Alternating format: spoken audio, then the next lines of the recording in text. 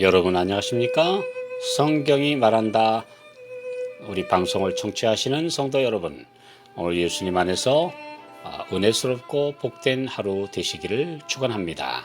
오늘 계시록 방송은 두아디라 교회에 보내는 편지 첫 번째 시간으로 고난의 시대라는 주제입니다. 계시록 2장 18절, 두아디라 교회의 사자에게 편지하기를 그 눈이 불꽃 같고 그 발이 빛난 주석과 같은 하나님의 아들이 가라사대.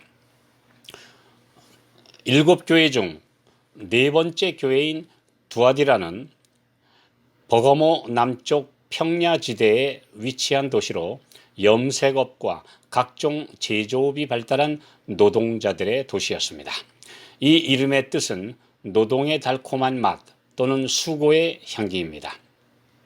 아무 가진 것 없는 서민들이 일자리를 찾아 모여드는 곳으로 열심히 일하면 먹고 살 수 있다는 뜻을 가진 이름입니다. 사도행전 16장에는 사도 바울 일행이 두 번째 전도 여행 중에 유럽의 첫 도시인 빌립보에 가서 안식일에 강변에 가서 예배드리던 중 강변에 쉬러 온 자주 옷감 장사 루디아에게 전도하여 첫 번째 신자가 된 기록이 있습니다. 이 루디아의 고향이 두아디라였고 두아디라 교회는 이 루디아가 고향에 세운 교회로 알려지고 있습니다. 두아디라의 대표적인 상품이 자주 옷감인데 고대로부터 왕들과 귀족들의 의복으로 사용되었으며 후에 성직자들이 이 자주빛 색깔의 의복을 입었습니다. 계시록에는 정확하게 이들이 입는 옷의 색깔까지도 예언하여 놓았습니다. 이 말씀이 정확함을 우리가 알 수 있습니다.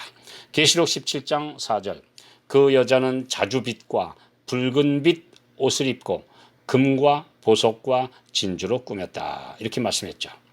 고고학 발굴에 의하면 두아디라에는 모직과 가죽제품, 아마포, 청동 제련 등의 산업이 있었고 의류 가공업, 염색업, 도자기, 제빵업과 노예 매매업까지 있었으며 이들은 이익단체를 만들었는데 오늘날의 조합과 같은 것이었습니다. 두아디라에 살고 있던 신자들에게 가장 큰 어려움은 노동조합과 상인조합 같은 단체에 들지 않으면 일을 할 수 없기에 가입을 해야만 했고 이 단체들은 화합과 단결을 위해 각종 행사를 가질 때마다 이교 우상들에게 제사하고 그 재물을 나누어 먹었습니다. 결국 많은 사람들이 입에 풀칠하며 살기 위해 우상에게 절하고 우상의 재물을 먹음으로 배교하고 말았습니다. 시편 69편 22절 말씀대로 밥상이 올무가 된 것입니다. 이런 시련들은 오랜 세월 동안 수많은 성도들이 맞부딪힐 수밖에 없었던 문제입니다. 7교회 중 네 번째인 두아디라 시대는 교황권이 확립된 538년부터 마르틴 루터의 종교개혁이 시작된 해인 1517년까지의 오랜 세월 중세 종교 암흑시대를 가리킵니다. 이 시대는 봉건 영주 아래서 대부분의 백성들은 노예나 다름없는 노동자들로 평생 노동을 하며 근근히 살아가야 했던 시대입니다. 또 가톨릭 교회밖에 없던 시대로 교회에 가봤자 열심히 바치고 노력해야 하나님의 은혜를 받을 수 있다는 행함과 고행으로 얻는 구원을 가르치던 시대입니다.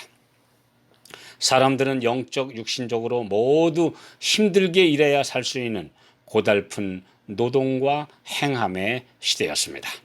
종교개혁자 마르틴 루터가 로마서 1장 17절 오직 의인은 믿음으로 말미암아 살리라는 캐치프레이즈로 개혁의 횃불을 들기까지 사람들은 대부분 사제들이 하라는 대로 자식들을 수도원과 수녀원에 보내고 열심히 선행을 하고 금식과 고행을 해야만 했으며 영주들에게 세금을 내고 나면 얼마 남지 않은 수입에서 구원을 얻기 위해 헌금을 바쳐야 했습니다. 그러면서도 늘 죽으면 연옥이나 지옥에 떨어질까 봐 두려움에 떨어야 했습니다. 밝고 희망찬 인생을 살 수 없는 어두운 여건들 뿐이었습니다. 그 눈이 불꽃 같고 그 발이 빛난 주석과 같은 하나님의 아들이 가라사대 예수님을 하나님의 아들이라고 표현한 곳은 이 구절뿐입니다. 예수님만이 교회의 머리이십니다. 다른 어느 누구도 그분의 신성의 권위를 함부로 침해할 수 없음을 강조하시는 표현입니다. 눈에 보이지 않지만 하늘 권능의 보좌에서 교회를 지도하시는 주님의 존재를 분명하게 선언하시는 말씀입니다. 이 말씀을 왜 하셨을까요? 그 이유는 교황들이 자신을 교회의 머리라고 주장하며 하나님의 대리자 또는 그리스도의 대리자라고 자칭했기 때문입니다. 이 불법의 비밀의 출현을 사도 바울이 예언해 놓았죠. 데살로니가후서 2장 4절 저는 대적하는 자라 범사에 일컫는 하나님이나 숭배함을 받는 자 위에 뛰어나 자존하여 하나님 성전에 앉아 자기를 보여 하나님이라 하느니라. 두아디라에 있던 청동 재련소의 용광로에서 불꽃이 일어나는 것처럼 이 암흑의 시대에도 주님은 불꽃 같은 눈으로 악의 세력과 그 교활함을 꿰뚫어 보시며 심판하실 것이라고 선언하셨습니다. 그분은 이 어두운 시대에 감옥과 토굴과 산중에서 그리고 끔찍한 종교 재판소에서 지금도 지하교회 또 어두운 곳에서 신앙 양심에 따라 진리를 목숨 바쳐 증거하고 또 증거하고 있는 신실한 성도들을 하나도 빼놓지 않고 지켜보시며 기억하신다고 말씀하십니다. 시편 60편 12절 우리가 하나님을 의지하고 용감히 행하리니 저는 우리의 대적을 밟으실 자심이로다. 그분의 주석 같은 빛난 발은 사탄과 모든 악의 세력을 밟으실 것이라고 선포하셨습니다.